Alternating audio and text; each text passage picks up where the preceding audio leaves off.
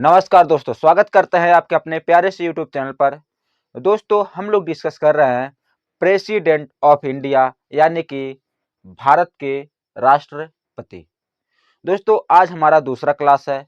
पिछले क्लास में हम लोगों ने राष्ट्रपति के बारे में डिस्कस किया था, जिसमें हम लोगों ने डिस्कस किया था राष्ट्रपति की योग्यताएं, राष्ट्रपति का निर्वाचन मंडल और राष्ट्रपति का निर्वाचन विधि। आज क्लास में हम लोग डिस्कस करेंगे राष्ट्रपति की शपथ, शर्तें और राष्ट्रपति पर महाभियोग के बारे में।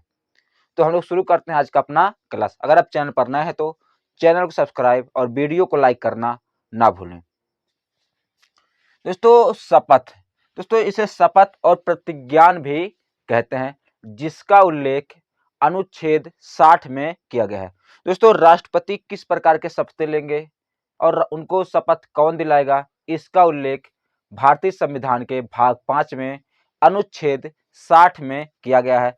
क्या कहता है अनुच्छेद 60, उसको हम लोग देखते हैं।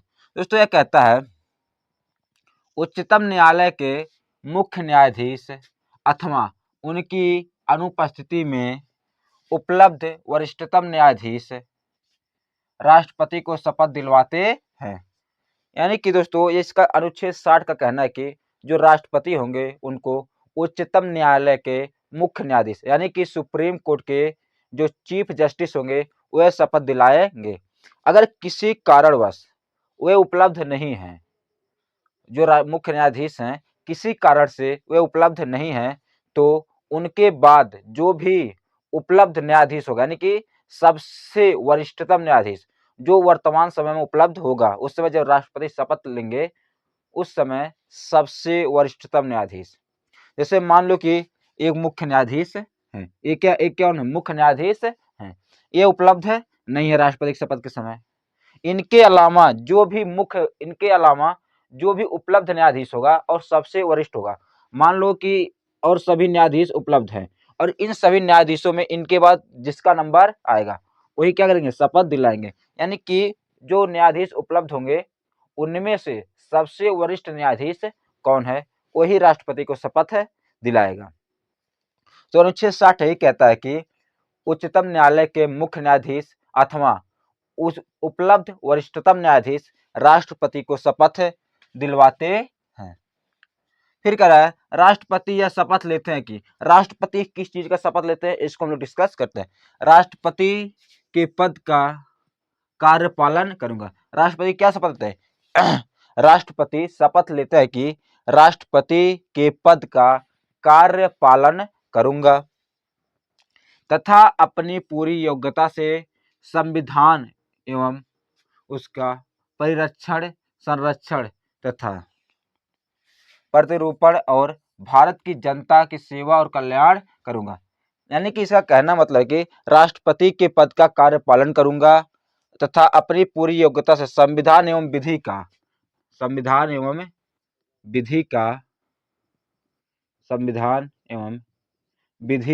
का परिरक्षण, संरक्षण तथा प्रतिरक्षण करूंगा और भारत की जनता का सेवा और कल्याण करूंगा। जो भारत की जनता का सेवा और कल्याण करूंगा, यह क्या राष्ट्रपति शपथ लेते हैं। इसमें दोस्तों चीज है परिरक्षण, संरक्षण और प्रतिरक्षण। इसका क्या मतलब होता है हम लोग समझते हैं। दोस्तों, संविधान एवं विधि का परिरक्षण करने से मतलब है कि वास्तविक रूप में बनाए रखना।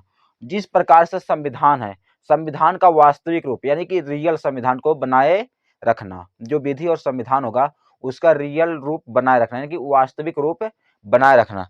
यह परिरक्षण का मतलब होता है कि वास्तविक रूप बनाए रखना। संरक्षण का मतलब होता है कि नुकसान से बचाव। जो संविधान और विधि है उसको नुकसान से राष्ट्रपति क्या करेंगे, बचाएंगे कि क्या संविधान का नुकसान कोई ना पहुंचाने पाए, कोई राजनीतिक पार्टी या कोई भी व्यक्ति संविधान को नुकसान ना पहुंचाने पाए, राष्ट्रपति उससे क्या करेंगे, बचाव करेंगे यानी कि संरक्षण करेंगे। और प्रतिरक्षण का मतलब होता है संभावित खतरों से रक्षा। यानी कि जो खतरे संविधान के प्रति आ सकते हैं, संविधान पर जो भी खतरा आ सकता है उससे क्या करेंगे, वह बचाएंगे, यानी कि उससे संरक्षण करेंगे। तो तीन चीज का शपथ है राष्ट्रपति की, मैं संविधान एवं विधि का परिरक्षण करूंगा, यानी कि उसका वास्तविक रूप बनाए रखूंगा। संरक्षण करूंगा यानी नुकसान से बचाव करेंगे। प्रतिरक्षण करेंगे यानी कि संभावित खतरे से रक्षा करेंगे। यह था राष्ट्रपति के शपथ से संबंधित चीजें। तो राष्ट्रपति के शपथ का उल्लेख है अनुच्छेद 60 में। फिर दूसरा था शर्तें, कि राष्ट्रपति पद की शर्तें क्या क्या हैं, राष्ट्रपति पद की कंडीशंस क्या हैं। तो पहला कंडीशन है, राष्ट्रपति पद पर रहते हुए वे कोई लाभ का पद प्राप्त नहीं कर सकते हैं। यानी कि दोस्तों लाभ का पद राष्ट्रपति प्राप्त नहीं कर सकते हैं। अगर वो पद पर हैं तो लाभ का पद कोई प्राप्त नहीं कर सकते हैं, राष्ट्रपति पहली शर्त है। दूसरा शर्त है, उनके रहने के लिए बिना किराया के मकान उपलब्ध कराया जाएगा। दोस्तों जो राष्ट्रपति भवन है, राष्ट्रपति को राष्ट्रपति भवन में रहने के लिए कोई किराया देना नहीं पड़ता है, उन्हें बिना किराए के मकान उपलब्ध करवाया जाता है। तीसरा शर्त है, राष्ट्रपति संसद अथवा विधानमंडल के सदस्य नहीं हो सकते। जो संसद यानी कि लोकसभा और राज्यसभा के सदस्य नहीं हो सकते, और विधानमंडल के यानी कि विधानसभा और विधान परिषद के भी सदस्य राष्ट्रपति नहीं हो सकते हैं। अगर वे सदस्य हैं तो राष्ट्रपति का पद धारण करते ही उनकी सदस्यता वहां से समाप्त हो जाएगी। यदि वे सदस्य हैं तो पद ग्रहण करते ही उनकी सदस्यता समाप्त हो जाएगी। अगर वह विधानमंडल या संसद के सदस्य है भी तो वो जैसे राष्ट्रपति का पद धारण करेंगे वहां से उनकी सदस्यता समाप्त हो जाएगी।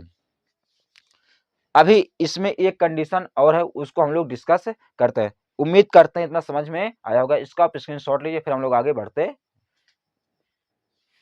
दोस्तों राष्ट्रपति के पद का पांचवा शर्त है कि राष्ट्रपति का वेतन, भत्ते तथा विशेषाधिकार यानी कि उनको प्रिविलेज मिलते हैं का निर्धारण संसद द्वारा किया जाता है।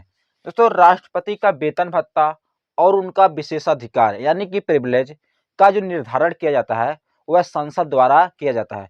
तो प्रश्न पूछ सकता है कि राष्ट्रपति का वेतन एवं भत्ता किसके द्वारा निर्धारण किया जाता है, तो वह उत्तर होगा संसद द्वारा निर्धारण किया जाता है राष्ट्रपति का वेतन एवं भत्ते। पद पर रहते हुए इसमें हानिकारक परिवर्तन नहीं किया जा सकता है। हानिकारक परिवर्तन से मतलब दोस्तों कि पद पर रहते हुए उनके वेतन एवं भत्तों में कटौती नहीं की जा सकती, ना वेतन भत्ते और ना ही उनके विशेषाधिकार में किसी प्रकार की कटौती की जा सकती है। यही होता है हानिकारक का मतलब। दोस्तों अब हम लोग डिस्कस करते हैं राष्ट्रपति के कार्यकाल यानी कि टेन्योर के बारे में। दोस्तों राष्ट्रपति कार्यकाल यानी कि टेन्योर का जो वर्णन है वह भारतीय संविधान के अनुच्छेद 56 यानी कि 56 में किया गया है। यह कहता है राष्ट्रपति का कार्यकाल 5 वर्ष होता है। अनुच्छेद 56 कहता है कि राष्ट्रपति का जो कार्यकाल यानी कि टेन्योर है वह 5 वर्ष का होता है। निर्धारित कार्यकाल से पूर्व राष्ट्रपति इस्तीफा दे सकते हैं। जो दोस्तों इनका कार्यकाल 5 वर्ष का है राष्ट्रपति का, इस कार्यकाल को का पूरा होने से पहले राष्ट्रपति इस्तीफा भी दे सकते हैं अपनी मर्जी के अनुसार। राष्ट्रपति अपनी इस्तीफा उपराष्ट्रपति को संबोधित करते हुए देते हैं। अगर प्रश्न पूछ ले कि राष्ट्रपति अपना इस्तीफा किसे संबोधित करते हुए देते हैं तो वह व्यक्ति होंगे उपराष्ट्रपति, और उपराष्ट्रपति सबसे पहले इसकी सूचना लोकसभा अध्यक्ष को देते हैं। उपराष्ट्रपति इसकी सूचना सबसे पहले लोकसभा अध्यक्ष को देते हैं। यानी कि प्रश्न ये भी बन सकता है कि उपराष्ट्रपति राष्ट्रपति के इस्तीफे की सूचना सबसे पहले किसे देते हैं, वह व्यक्ति होंगे लोकसभा अध्यक्ष। तो सबसे पहले राष्ट्रपति अपना इस्तीफा उपराष्ट्रपति को संबोधित करते हुए देते हैं और उपराष्ट्रपति इसकी सबसे पहले सूचना लोकसभा के अध्यक्ष को देते हैं। कार्यकाल से पहले स्थान रिक्त होने पर नए चुनाव 6 महीने के भीतर करवाने होते हैं। दोस्तों अगर राष्ट्रपति का पद खाली हो जाए किसी भी वजह से तो राष्ट्रपति का जो चुनाव होगा, नया चुनाव, वह 6 महीने से पहले होगा। यानी कि 6 महीने के भीतर ही राष्ट्रपति का चुनाव करवाना होता है। मान लो आज राष्ट्रपति का पद रिक्त हो गया किसी भी कारण से, तो 6 महीने में, यानी कि 6 महीने के अंदर ही राष्ट्रपति का चुनाव करवाना होता है। लेकिन दोस्तों ऐसा नहीं होता कि मान लो किसी राष्ट्रपति ने अपना कार्यकाल 3 साल पूरा कर लिया और वो क्या अपने पद से त्याग दिया, किसी भी कारण से उसका पद रिक्त हो जाए, तो बचे हुए 2 साल के लिए राष्ट्रपति के चुनाव नहीं होते हैं। राष्ट्रपति के चुनाव जब भी होंगे तो पूरे 5 साल के लिए होते हैं, चाहे 1 महीने बाद इस्तीफा दे दे या 4 साल बाद इस्तीफा दे।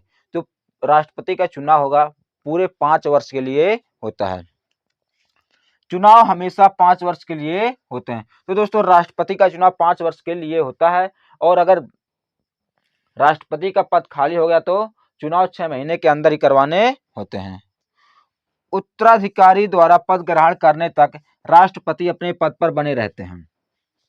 दोस्तों जब तक राष्ट्रपति, यानी कि मान लो राष्ट्रपति कार्यकाल पूरा हो गया तो वो क्या होंगे, जब तक उनका उत्तराधिकारी पद ग्रहण नहीं कर लेता तब तक राष्ट्रपति अपने पद पर बने रहते हैं। चाहे भले राष्ट्रपति इस्तीफा ही दे दें और जब तक चुनाव होकर नए उत्तराधिकारी नहीं आ जाते हैं और अपना पद ग्रहण नहीं कर लेते हैं तब तक वो जो राष्ट्रपति होंगे अपने पद पर बने रहते हैं। ऐसा नहीं है कि पद खाली होने पर क्या राष्ट्रपति कोई कारण नहीं, तो राष्ट्रपति क्या अपने पद पर बने रहते हैं। अगर किसी भी वजह से उनकी मृत्यु हो गई या कुछ हो गई तो उपराष्ट्रपति को राष्ट्रपति बना दिया जाता है। तो चुनाव हमेशा 5 वर्ष के लिए होते हैं। उत्तराधिकारी द्वारा पद ग्रहण करने तक राष्ट्रपति अपने पद पर बने रहते हैं। कोई भी व्यक्ति कितनी बार भी राष्ट्रपति बन सकता है। दोस्तों अनुच्छेद 57 कहता है कि कोई भी व्यक्ति कितनी बार भी राष्ट्रपति बन सकता है। यह अनुच्छेद 57 क्या कहता है, कोई भी व्यक्ति कितनी बार भी राष्ट्रपति बन सकता है। दोस्तों भारत के संविधान में ऐसा कहीं वर्णन नहीं है कि व्यक्ति एक ही बार राष्ट्रपति बन सकता है या 2 बार राष्ट्रपति बन सकता है या 3 बार राष्ट्रपति बन सकता है। व्यक्ति जितनी बार चाहे उतनी बार राष्ट्रपति बन सकता है जब तक क्या जीतता है। डॉक्टर राजेंद्र प्रसाद एकमात्र व्यक्ति हैं जो 2 बार राष्ट्रपति निर्वाचित हुए हैं। दोस्तों भारत के इतिहास में अभी तक केवल एक ही व्यक्ति हैं, डॉक्टर राजेंद्र प्रसाद, जो 2 बार राष्ट्रपति बने। एक बार 1952 में निर्वाचित हुए थे और एक बार 1957 निर्वाचित होने की बात कर रहे हैं। वैसे तो 1950 में अंतरिम सरकार में भी राष्ट्रपति थे, लेकिन निर्वाचित होने की बात कर रहे हैं। तो एक बार 1952 में राष्ट्रपति निर्वाचित हुए थे और एक बार 1957 में डॉक्टर राजेंद्र प्रसाद। उनके अलावा कोई भी व्यक्ति 2 बार भारत का राष्ट्रपति नहीं बना है। तो उम्मीद करते हैं इतना समझ में आया होगा। इसका आप स्क्रीनशॉट लीजिए। फिर हम लोग पढ़ते हैं राष्ट्रपति के महाभियोग की प्रक्रिया के बारे में, अनुच्छेद 61 को। दोस्तों अब हम लोग समझते हैं महाभियोग की प्रक्रिया के बारे में कि राष्ट्रपति को किस प्रकार से हटाया जाता है। दोस्तों महाभियोग की प्रक्रिया का उल्लेख अनुच्छेद 61 में किया गया है। दोस्तों इसमें एक कंफ्यूजिंग होता है कि महाभियोग की प्रक्रिया का उल्लेख किस अनुच्छेद में है, तो अनुच्छेद है 61 यानी कि 61। अगर यह पूछ ले कि महाभियोग का उल्लेख किस में है, तो अनुच्छेद 56 में महाभियोग का उल्लेख है कि राष्ट्रपति को महाभियोग से हटाया जाएगा। अनुच्छेद 56 में यह भी लिखा है कि राष्ट्रपति को महाभियोग से हटाया जाएगा। लेकिन महाभियोग की प्रक्रिया का उल्लेख अनुच्छेद 61 में किया गया है। तो इसमें 2 बातें होती हैं कि अनुच्छेद 56 में कहा गया है कि राष्ट्रपति को महाभियोग से हटाया जाएगा और अनुच्छेद 61 में उस महाभियोग की प्रक्रिया का उल्लेख है कि किस प्रकार से महाभियोग आएगा। तो इसीलिए हम लोग डिस्कस कर रहे हैं महाभियोग की प्रक्रिया के बारे में। महाभियोग की प्रक्रिया, दोस्तों महाभियोग की प्रक्रिया का उल्लेख अनुच्छेद 61 में किया गया है। महाभियोग की प्रक्रिया का उल्लेख अनुच्छेद 61 में किया गया है। राष्ट्रपति को हटाने की विधि महाभियोग कहलाती है। दोस्तों जो राष्ट्रपति को हटाने की जो विधि है उसे महाभियोग कहते हैं। संविधान में केवल राष्ट्रपति के लिए ही महाभियोग शब्द का प्रयोग किया गया है। यानी कि दोस्तों संविधान में केवल राष्ट्रपति के लिए, यानी कि राष्ट्रपति को हटाने के लिए ही महाभियोग शब्द का प्रयोग किया गया और किसी भी व्यक्ति को हटाने के लिए महाभियोग शब्द का प्रयोग नहीं किया गया है। इसे अंग्रेजी में कहते हैं इम्पीचमेंट, यानी कि महाभियोग को अंग्रेजी में कहते हैं इम्पीचमेंट। और महाभियोग शब्द का उल्लेख केवल राष्ट्रपति को हटाने के लिए ही किया गया है। अनुच्छेद 56 में उल्लेखित है कि राष्ट्रपति को महाभियोग से हटाया जाएगा। दोस्तों, अनुच्छेद 56 में उल्लेखित है कि राष्ट्रपति को महाभियोग से हटाया जाएगा और अनुच्छेद 61 में उस महाभियोग की प्रक्रिया का उल्लेख किया गया है। महाभियोग प्रस्ताव केवल संविधान के उल्लंघन के आधार पर ही लाया जा सकता है। तो दोस्तों, महाभियोग की प्रक्रिया, जो महाभियोग का प्रस्ताव है, केवल संविधान के उल्लंघन के आधार पर ही लाया जा सकता है। तो इसमें प्रश्न बन सकता है कि महाभियोग की प्रक्रिया किस आधार पर लाया जा सकता है। तो केवल एक ही आधार है महाभियोग के प्रस्ताव को लाने का, वह प्रस्ताव वह है संविधान का उल्लंघन, यानी कि राष्ट्रपति पर महाभियोग का प्रस्ताव लाने का केवल एक ही आधार है, वह है संविधान का उल्लंघन। महाभियोग प्रस्ताव संसद के किसी भी सदन में लाया जा सकता है। दोस्तों, जो संसद है जिसमें लोकसभा और राज्यसभा है, चाहे लोकसभा हो या राज्यसभा हो, किसी भी सदन में राष्ट्रपति को हटाने यानी कि महाभियोग प्रस्ताव लाया जा सकता है, चाहे पहले लोकसभा में लाया जाए या राज्यसभा में लाया जाए। किसी भी सदन में राष्ट्रपति पर महाभियोग का प्रस्ताव लाया जा सकता है। तो इस बात को भी ध्यान रखिएगा कि संसद के किसी भी सदन में राष्ट्रपति पर महाभियोग का प्रस्ताव लाया जा सकता है। प्रस्ताव लाने के लिए सदन के कुल सदस्य संख्या का 1/4 सदस्यों का समर्थन आवश्यक है। तो दोस्तों, अगर प्रस्ताव लाना है राष्ट्रपति पर, यानी कि राष्ट्रपति को हटाने के लिए महाभियोग प्रस्ताव लाना है, जिस भी सदन में लाया जाएगा, अगर लोकसभा में लाया जाएगा तो लोकसभा का जितना कुल सदस्य संख्या है 545, जो लोकसभा का 545 सदस्य संख्या है, जिसे 543 दो अपॉइंटमेंट होते हैं, तो दोस्तों उसका 1/4 यानी कि 25% सदस्यों का अनुमति होना चाहिए, यानी कि 25%, 1/4 सदस्य उसके समर्थन में होना चाहिए, तभी महाभियोग लाया जा सकता है, वरना महाभियोग लाया नहीं जा सकता है। अगर राज्यसभा में लाया जा रहा है तो राज्यसभा के जितना कुल सदस्य संख्या है उसका 1/4 सदस्यों का समर्थन आवश्यक है, यानी कि किसी भी सदन में लाया जाएगा, जिस सदन में लाया जाएगा उस सदन के कुल सदस्य संख्या का 1/4 सदस्यों संख्याओं का समर्थन होना चाहिए, यानी 1/4 सदस्यों का समर्थन होना चाहिए, तभी महाभियोग लाया जा सकता है। प्रस्ताव पर चर्चा से 14 दिन पहले राष्ट्रपति को इस संदर्भ में सूचना देनी होगी। तो दोस्तों, अगर जिस दिन राष्ट्रपति के महाभियोग पर चर्चा होनी है उससे 14 दिन पहले राष्ट्रपति को इसके संदर्भ में, यानी कि इसके बारे में सूचना देनी होती है कि आपके महाभियोग प्रस्ताव पर इस दिन चर्चा किया जाएगा, उससे 14 दिन पहले सूचना देनी होती है। राष्ट्रपति को अपना बात रखने का अधिकार है, यानी कि राष्ट्रपति वहां पर अपना बात रख सकते हैं या अपने किसी द्वारा बात रखवा सकते हैं कि ये बात सही है कि गलत है, कि हमने संविधान का उल्लंघन किया है कि नहीं, क्या बातें हुई हैं। तो राष्ट्रपति को अपना पक्ष रखने का अधिकार है। यहाँ बात गलत हो गई तो राष्ट्रपति को अपना पक्ष रखने का अधिकार है। राष्ट्रपति को अपना पक्ष रखने का अधिकार है। प्रस्ताव का दूसरा सदन स्वयं अथवा न्यायपालिका से जांच करवा सकता है। दोस्तों, जिस सदन में प्रस्ताव लाया जा रहा है, अगर प्रस्ताव लोकसभा में लाया जा रहा है कि राष्ट्रपति ने संविधान का उल्लंघन किया है, इसलिए हम राष्ट्रपति पर महाभियोग प्रस्ताव लेकर आ रहे हैं, तो अगर लोकसभा में लाया गया तो राज्यसभा क्या कर सकता है, उस प्रस्ताव का, महाभियोग प्रस्ताव का जांच कर सकता है कि प्रस्ताव सही लाया जा रहा है कि गलत लाया जा रहा है। अगर वह राज्यसभा स्वयं जांच कर सकता है या न्यायपालिका यानी कि सुप्रीम कोर्ट से जांच करवा सकता है कि बात सही है कि नहीं। अगर राज्यसभा में लाया जा रहा है महाभियोग प्रस्ताव तो लोकसभा स्वयं जांच कर सकता है उस महाभियोग प्रस्ताव का, या न्यायपालिका द्वारा जांच करवा सकता है। दोस्तों, महाभियोग की प्रक्रिया में संसद के मनोनीत सदस्य भाग लेते हैं। दोस्तों पिछली क्लास में हम लोग डिस्कस कर रहे थे जब राष्ट्रपति के निर्वाचक मंडल पर कि राष्ट्रपति को कौन कौन से लोग वोट देते हैं, तो उसमें हम लोगों ने डिस्कस किया था कि राष्ट्रपति को संसद के जो निर्वाचित सदस्य होते हैं यानी कि 543 और प्लस 233 सदस्य और जो 12 सदस्य राज्यसभा में और 2 सदस्य जो लोकसभा में मनोनीत किए जाते हैं, वह राष्ट्रपति के चुनाव में वोट नहीं देते हैं, लेकिन राष्ट्रपति के महाभियोग प्रस्ताव में क्या करते हैं, वोटिंग करते हैं। तो हम लोगों ने निर्वाचक मंडल में पढ़ा था कि संसद के जो मनोनीत सदस्य होते हैं, जो राष्ट्रपति द्वारा मनोनीत किए जाते हैं, वह राष्ट्रपति चुनाव में वोट नहीं देते हैं, लेकिन महाभियोग की प्रक्रिया में यानी कि महाभियोग में वो लोग वोट करते नहीं, मतदान करते हैं।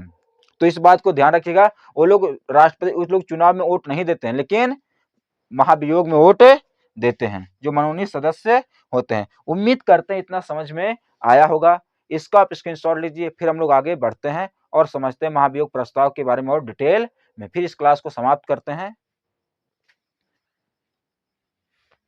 दोस्तों राष्ट्रपति को हटाने के लिए यदि एक सदन अपने कुल सदस्य संख्या के 2/3 बहुमत से प्रस्ताव पारित कर दे, मान लो कि राष्ट्रपति का महाभियोग प्रस्ताव लोकसभा में रखा गया और लोकसभा का कुल सदस्य संख्या जितना है उतने से 2/3 यानी कि 66%, तो 2/3 क्या था, 66% सदस्य क्या करें, इसे पारित करें, बहुमत से क्या पारित कर दें, यानी कि 2/3 बहुमत से प्रस्ताव पारित किया जाता है तो प्रस्ताव दूसरे सदन में जाता है।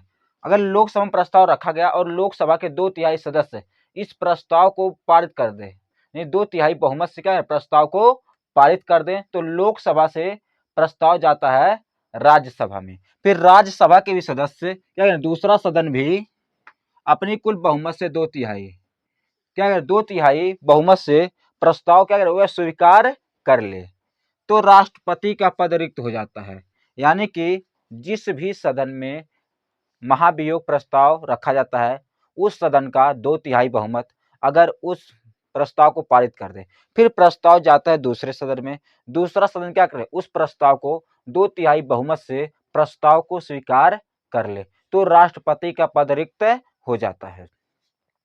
लेकिन दोस्तों अगर एक सदन महाभियोग प्रस्ताव पारित करे, यानी कि 2/3 बहुमत से एक सदन क्या करे, पारित करे और दूसरा सदन इसे इनकार करे, तो प्रस्ताव वहीं समाप्त हो जाता है। यानी कि मान लो लोकसभा में रखा गया तो लोकसभा इसे 2/3 बहुमत से पारित कर दे, फिर राज्यसभा में जाए और राज्यसभा क्या करे, उसे इनकार कर दे पारित करने से, तो बहुमत वहीं समाप्त हो जाता है। अगर राज्यसभा 2/3 बहुमत से पारित कर दे और लोकसभा इनकार कर दे, तो भी बहुमत का प्रस्ताव वहीं पर समाप्त हो जाता है। इस संदर्भ में दोस्तों संयुक्त बैठक का कोई प्रावधान नहीं है, इस संदर्भ में संयुक्त बैठक का कोई प्रावधान नहीं है। इस प्रस्ताव की जांच संसद करती है, इस कारण से महाभियोग प्रक्रिया, इस महाभियोग को अर्धन्यायिक प्रक्रिया कहा जाता है। यानी कि दोस्तों अगर पूछ ले कि महाभियोग की प्रक्रिया अर्धन्यायिक है कि पूर्ण न्यायिक, तो उत्तर होगा अर्धन्यायिक, क्योंकि इसका जांच संसद स्वयं करती है।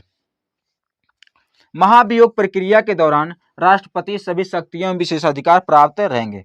जब तक महाभियोग की प्रक्रिया चलती रहेगी तब तक राष्ट्रपति को जो शक्तियां मिलते हैं और जो विशेषाधिकार मिलते हैं वह सभी शक्तियां और विशेषाधिकार प्राप्त रहते हैं और राष्ट्रपति द्वारा किए गए सभी कार्य वैध होते हैं, यानी कि वैलिड होते हैं। तो दोस्तों आज की क्लास में इतना ही, कल के क्लास में लोग डिस्कस करेंगे राष्ट्रपति के शक्तियों के बारे में। तो अगर वीडियो पसंद आए तो वीडियो को लाइक और चैनल को सब्सक्राइब करना ना भूलें, इसका आप स्क्रीनशॉट ले सकते हैं।